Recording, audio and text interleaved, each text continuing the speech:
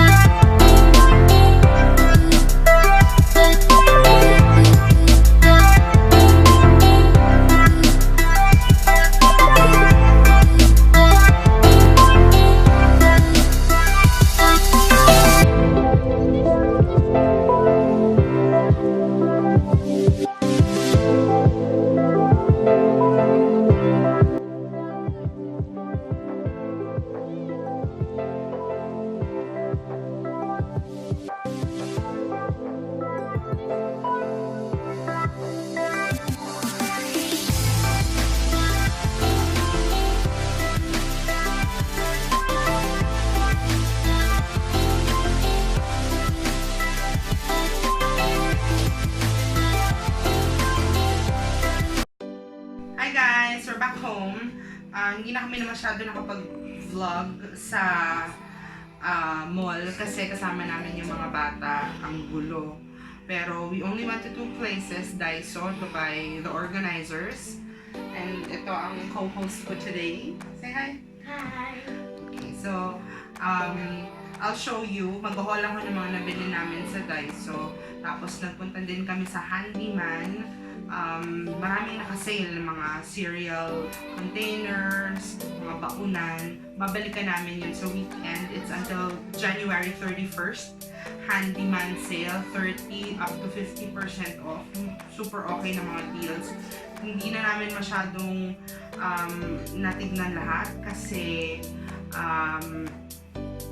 may pasok pa ako. It's already 8 o'clock. Ang pasok ko ay 11. So wala na tayong tulog. After nito, syempre, kakaliputin ko pa yung mga mga laman sa ref para magamit yung organizer. So, Mommy, yes? this is nice. No, that's not yours. Okay, so let's start. Hindi pa namin alam kung saan gagamitin, but we bought 2 of everything. Sit down properly, kuya, please. 2 of everything. Tignan namin kung saan mag-fit. So, we got 2 of these. Ito. Meron siyang takip.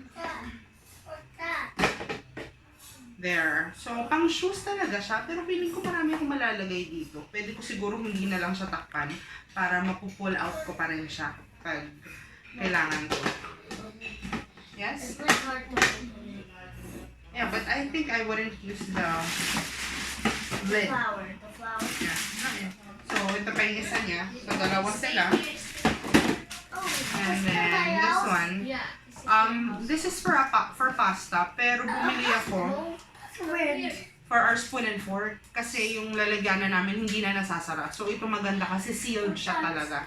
At least malinis yung gagamitin namin spoon and fork.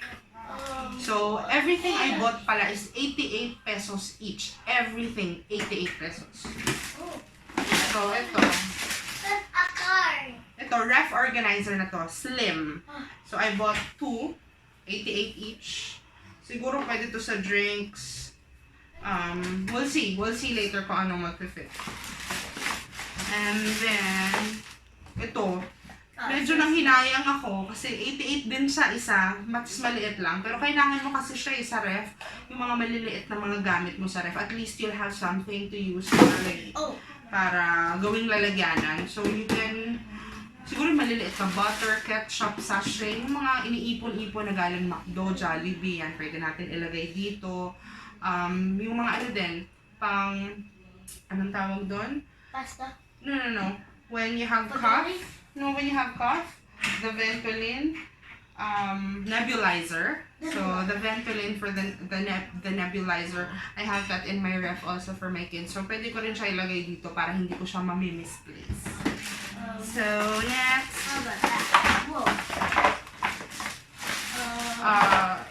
Ganito. So, ito yung parang medium size. Ref organizer din. To sa picture, nilagyan siya ng meat, tas mga jam, butter, cheese. So, dalawa rin siya. 88 pesos each ulit. Whoa. Nagtataka ako dito. Feeling ko kulang. What's this? Pero I only got one. This is also 88. Medyo mas malaki lang siya ng konti. Dito. How about this? We'll see. Yeah. 2 pala. Sorry. So, two of these. Mas malapad siya ng konti. Pwede siyang pang ref. Pwede siyang pang pantry. Later on, I'll show you our ref and our pantry. And this is raw. Real and raw. Magulo talaga. Maraming leftover. Hindi naayos. So, you'll see the raw. You could just What? Marie Kondo. Marie Kondo. Yeah, we were watching Marie Kondo earlier. And she's sort of an inspiration to me. Pero it's more of the vlogs that I've watched about kitchen and pantry organizing. So, ito. Last 2. So, this is for the pantry also. 2 lang each yung binili ko, but I'll buy more.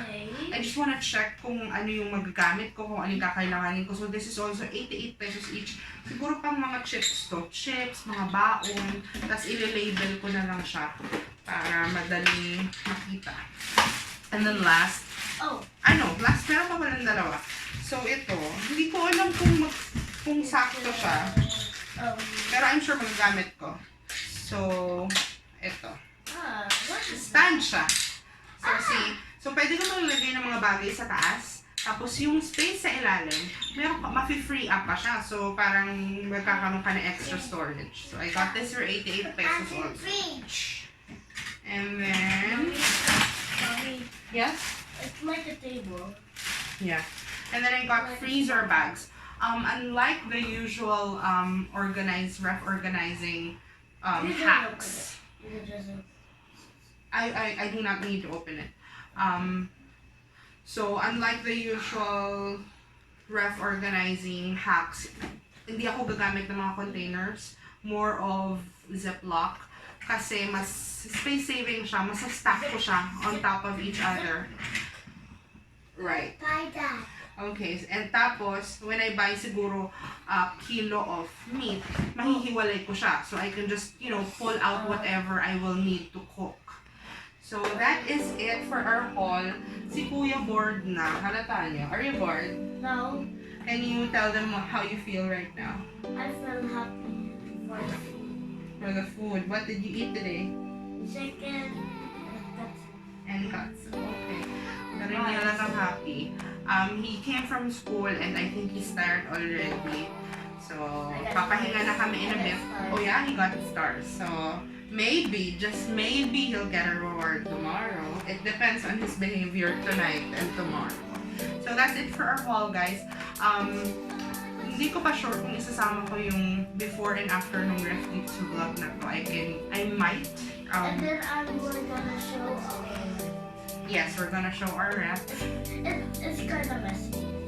Yes. And excuse me, I'm talking. So you make me finish first? Yeah?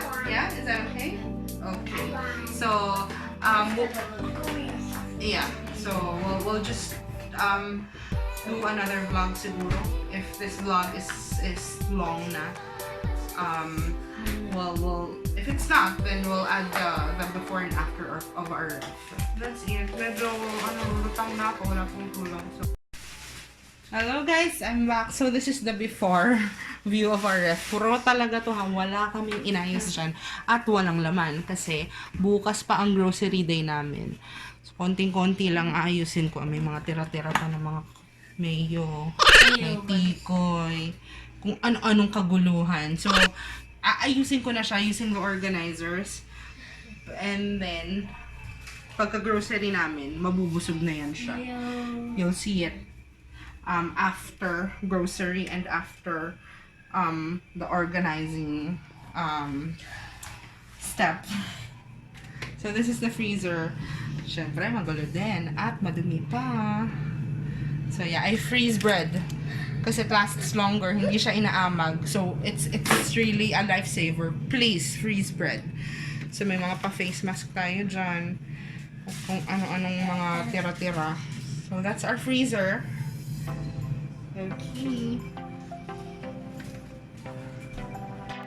Okay guys, so this is the after.